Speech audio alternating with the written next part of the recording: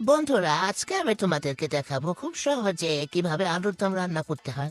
প্রথমে একটি কড়াইয়ে আমি পেঁয়াজ আর রসুন বেশি করে থেতো করে দিয়ে একটু ভাজা ভাজা করে নিয়েছি।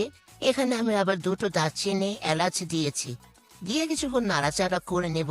যখন এটা একটু ভাজা ভাজা হয়ে যাবে, এখানে লবণ, মরিচের গুঁড়া 1-1.5 চামচের মতো দিয়েছি, হলুদের গুঁড়া 1 চামচ, জিরার গুঁড়া 1 চামচ, ধনিয়ার গুঁড়া 1 চামচ, একটু গরুর মাংসের মশলা দিয়েছি যেন টেস্টটা আর ঘ্রাণটা মাংস মাংস আসে।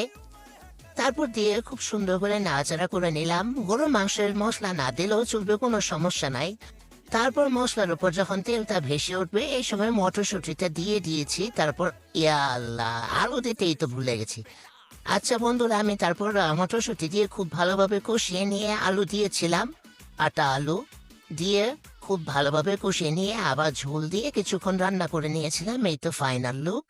একটা ভিডিও করে আমি শান্তি পাই না, ভিডিওর মধ্যে গিয়ে খালি ভুলে যাই। এই যে আলু দিয়েছি, রান্না করেছি, এটা ভুলে গেছি। আপনারাও কি ভুলে যান?